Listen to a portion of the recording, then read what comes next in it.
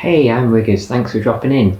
Today I'm going to be talking about my recently acquired Japanese PlayStation 2, my experience of what it's like using a Japanese PlayStation 2 for the first time. Would I recommend it?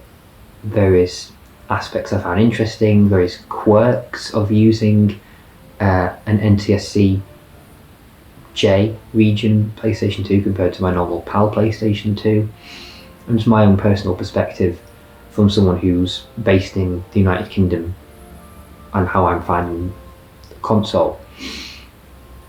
I apologise if I sniff a lot in this video, by the way. It's really cold weather, so my nose is frozen and everyone's just got very sort of sniffly colds and isn't feeling too good at the moment, being that it's freezing cold in January, so it's not desirable to be sniffling a lot, so I apologise for that. But I've always been curious about getting a foreign region game console because the idea of exploring game libraries that I'm otherwise not able to access is really interesting, because there's a lot of Japanese region games which never came out over here. There are different sorts of games that are quite big over there, things that are just, very Asian culture oriented, like really quirky, bizarre stuff. A lot of different visual novels, loads more RPGs, and even other things as well, like puzzles, platformers, rhythm games. There's a lot of variety of things that we never got over in the Western world, in Europe or other regions. So if I thought about getting the ability to play on a region-free PlayStation 2. The only ones I could find was a standard black slim model. I thought that's a bit boring. If I'm going to treat myself to something a bit interesting, like a Christmas present to myself this was, I thought, well, my PlayStation 2, my main PlayStation 2, it's the hot pink coloured slim, and I thought, well, if that's going to be my main PlayStation 2, then if my second PlayStation 2 is going to be for Japanese games, I want that to be something uniquely coloured and interesting as well. And I stumbled across this. It's called Sakura Pink. I do think it looks a bit more purpley, but it is a really beautiful,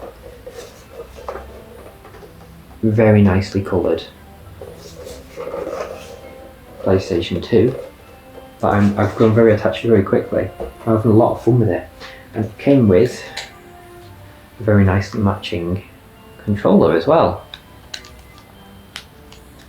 Just move my hand out of the way. You can see the standard sort of legal stuff on the back.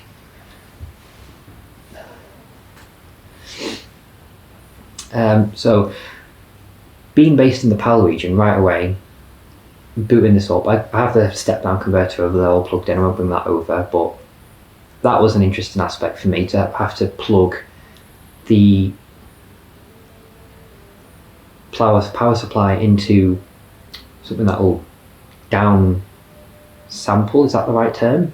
The voltage from our standard in PAL, I think it's 240 volts, and it's down sampling that to 100 volts, which is what the Japanese PlayStation 2 runs at, so it doesn't blow the power supply. So that's an interesting aspect for me, personally, being based in a PAL region. Turning on the console, it's running at 60 Hz, it's not letterbox, it's a better resolution. Games are running at 30 frames per second.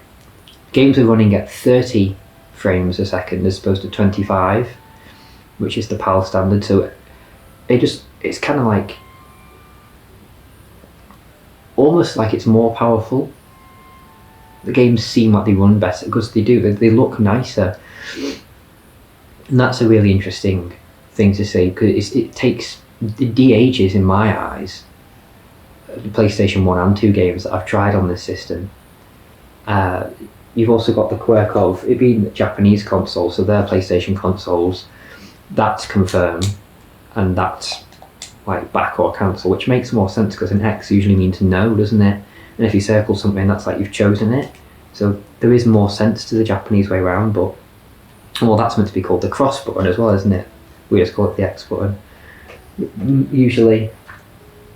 So, and of course it's running a Japanese BIOS, so you've got all Japanese text all over the PlayStation 2 menu screen. So there's a lot of newness to it, plugging it into the converter, having, for me, bigger resolution with better frame rate in the games, and it's been interesting to get to grips with. I was quite nervous of using the step down converter. I didn't want to blow up the power supply. I was like, oh, I hope I'm doing this right. But it's been really interesting to. I tore it open as soon as it arrived, and I played it very briefly. I was heading out at the time, but I had a quick play of. When it arrived the other week, this was the only game I already had in my collection that was Japanese region. I bought this a few months ago, way before I planned specifically to get a Japanese console. This is Chocobo Racing, which I've, over the course of Christmas, played through the story mode of and completed all the races for, and I had a lot of fun with that. I know you can get in, of course, with English text as well, but it's a game that doesn't really need the English text. You can play through the whole thing without... It's a very straightforward racing game with various power-ups. All I have to do is hold my phone up to the screen, click, open Google Translate, click, and it'll translate, click, translate, and that's why this is what I'm going to get into. The games that I've got either have minimal text in Japanese and have largely, or maybe even entirely English text, or they're very playable that you don't need to translate anything at all, you don't even need the text. Or if they're completely Japanese text heavy, we're in 2026 now, I can just hold my phone up at the screen if it's a visual novel, the character says something, translate, click next, translate, I can just translate it bit by bit. It's the same on the Japanese PSP and PS Vita games I recently got. It's that easy, especially for a visual novel, but also for any game, unless it's something that's on a time limit in some regard, but even then I've been able to play a game I'm looking at right now that has an in-game time limit, and I can still answer the questions, get them correct, pass all the game's levels, and that's in between hold, translate, and it translates not 100% perfectly, but largely fairly accurately, to the point where I can understand the full context of the stories, and I can answer questions in this. I'll put its full name on screen, but I'm just going to abbreviate the name to Inufuku 2. It is a visual novel / quiz game with some other mini games as well. You raise these sort of cat-like creatures, and you're role-playing the experience of a new pet owner after you find out from this woman here, this pet shop owner, about these creatures. She gives you one for, well, she doesn't give you one for actually, you do buy one, but you stumble across their existence, and then you end up being taken on this bizarre journey of raising it, and it has legs that grow and its legs fall off, and it evolves into different types of creatures. Like, it can be, mine was a knight, now it's this chunky guy, and so you have all sorts of different versions of the creature you can get. There's one that looks like a pig, but for some reason in this game you go around and people quiz you, and so you answer questions on anything from President Richard Nixon to Animal Crossing. This game, it's so weird. In a PlayStation 2 game, you've got questions about Animal Crossing on the DS and games on the Nintendo Wii, and you have questions about sports and Robin Williams, music, and both Asian and Western pop culture. And it's really weird but really cool getting questions about other game consoles. I got questions about who was the protagonist of the first Resident Evil game, and it's pretty fun. It keeps you on your toes, and you learn, of course, the really Japanese knowledge kind of throws you a bit, but it's interesting to learn those bits of facts, and it's a really fun game with really great soundtrack, very cutesy, like graphics and art style, and it's a nice little story. It's based on an arcade game originally. Like I say, this is the second one. Well, this is the first actual Japanese PlayStation 2 game I played. I'm having a lot of fun with it.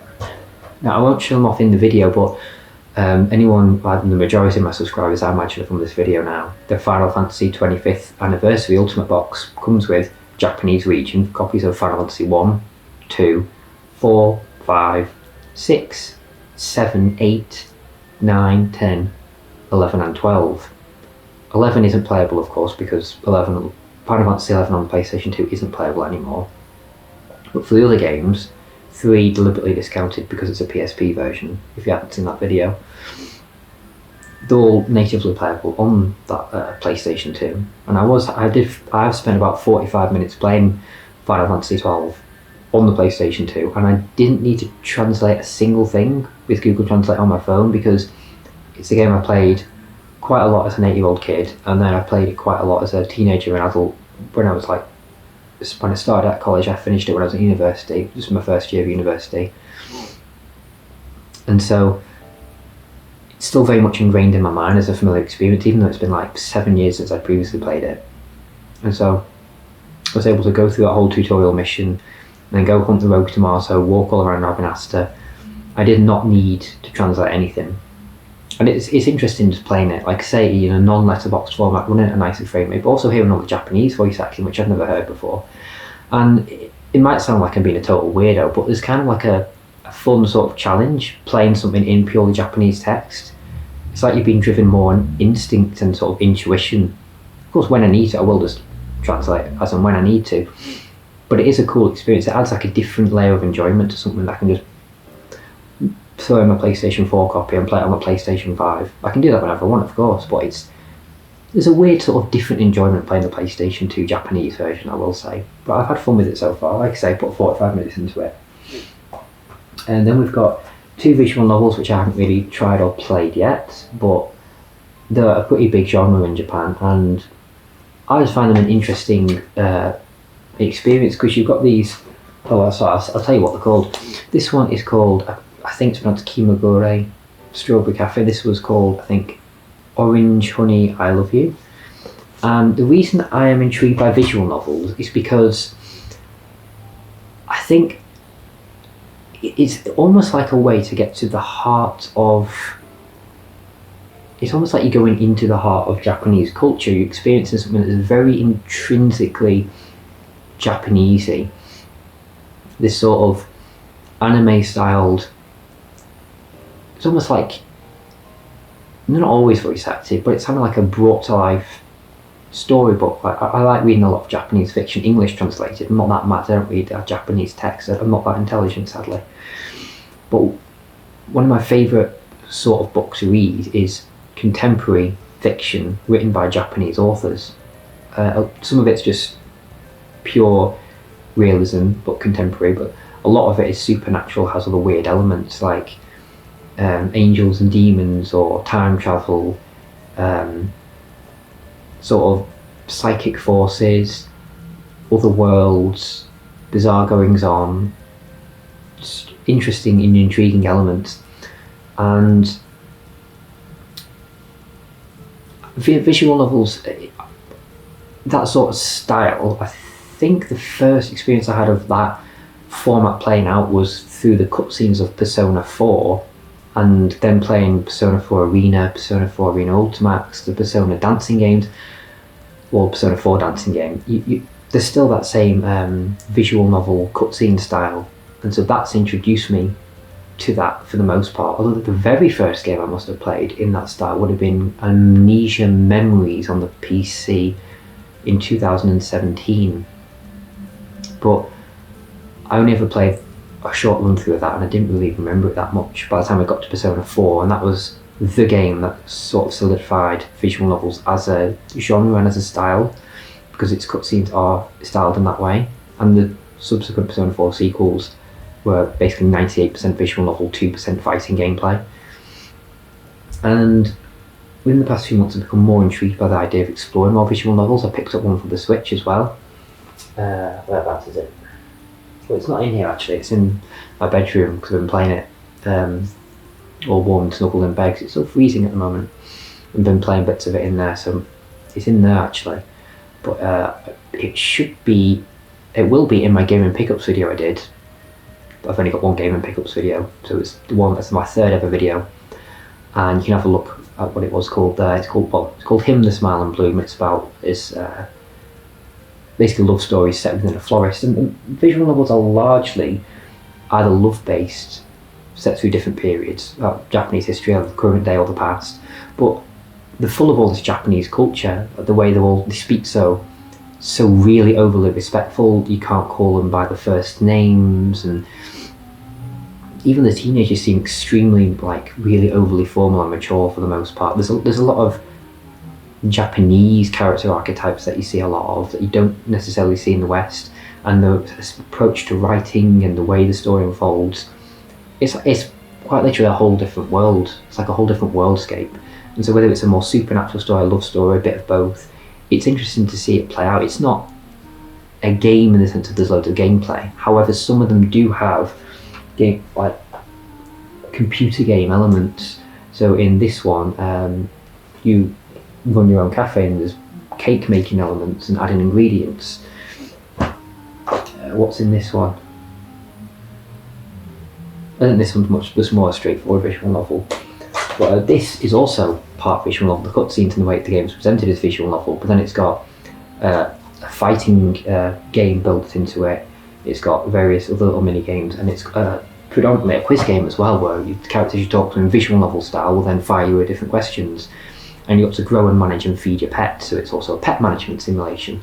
So there's a lot of different elements going on. So visual novels are quite interesting for the Japanese culture. The newness of it, being exposed to different culture and learning, and it's kind of almost like being an interactive anime, and they've got such a fusion of different genres. So I find them quite compelling and an interesting new game genre that I'm exploring. Then I was researching this game earlier. It's called Dog Station. The name amuses me. Dog Station on the PlayStation. It's kind of silly. This is I guess it's kind of like Nintendogs, but made by Konami for the PlayStation 2. As it says, simulation game.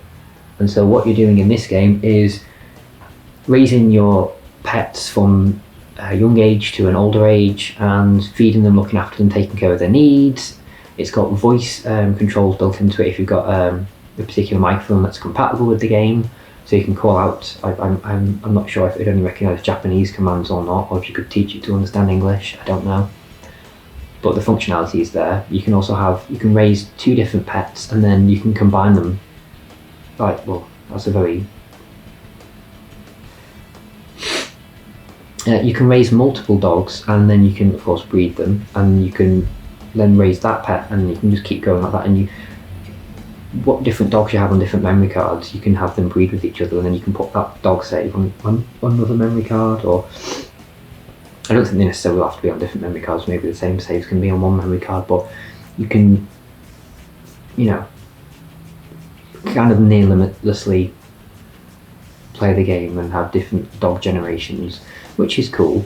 And I'm looking forward to diving into that and seeing how that game plays. Now I've got this lovely box collection here with this very nice spine and this cardboard sleeve. This is a game I stumbled across not long ago.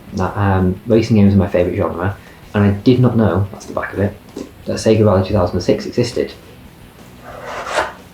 And what the set comes with is Sega Rally 2006, but also a PlayStation 2 port of the original, which they've now renamed Sega Rally 1995.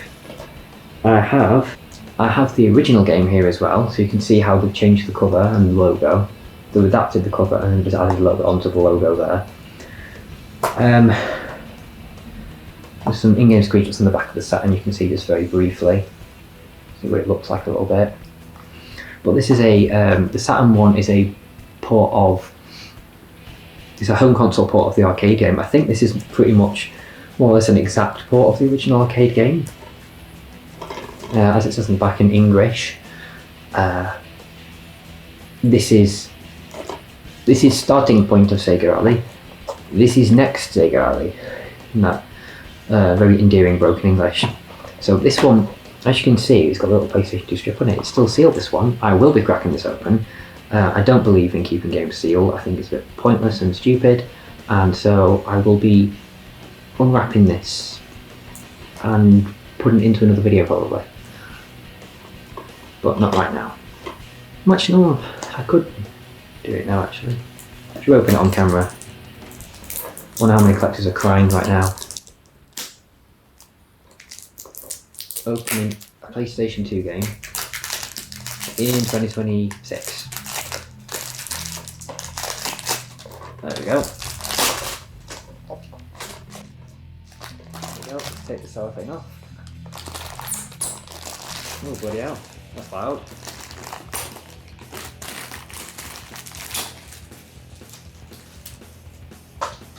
Goodbye cellophane. So let's crack open this for the first time ever. That is the gorgeous inside. I'm not sure if you can see it very clearly on camera, but look how beautifully pristine that disc is. That is gorgeous. Wow.